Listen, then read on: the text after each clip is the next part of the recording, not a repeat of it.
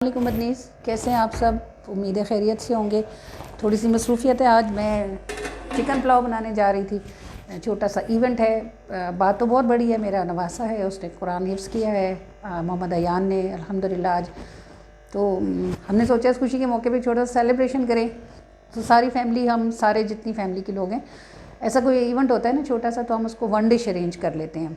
Family में असल में हर तरह के लोग होते हैं, तो अगर वन डिश अरेंज कर लिया जाए तो किसी की इज़्ज़त नफ्स भी मुतासिर नहीं होती और खुशियाँ इकट्ठे बैठ के खाना खाने से दुबाला हो जाती हैं। और वैसे भी हम पाकिस्तानी लोग, हमारी खुशियों का दारोमदार खाने पर ही होता है। तो वो मैं चिकन पुलाव बनाने जा रही थी। मैंने सोचा कि आपके साथ चिकन पुलाव तो आप बनाते ही होंगे, लेकिन यखनी वाला चिकन पुलाव कम लोग बनाते हैं। तो ये एक नई चीज़ थी मेरे पास, मैंने सोचा इसको आपके साथ शेयर करूं।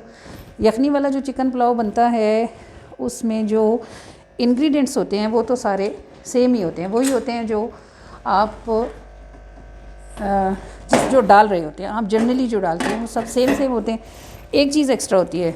असल में जो चिकन जब बनाया जा रहा होता है, ये सौंफ और धनिया, दारचीनी, लौंग, साबुत मिर्चें, तेज़पात, अदरक, लहसुन, नमक, प्याज, ये सब तो कॉमन है, आप सब डालते होंगे इसको।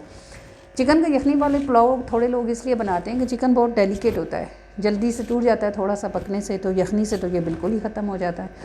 तो जिस तरह सालन बनाते वक्त ना, चिकन का सालन बनाते वक्त अगर ज़्यादा बनाना हो तो उसमें सिरके से इसको धोते हैं ताकि टूटे ना।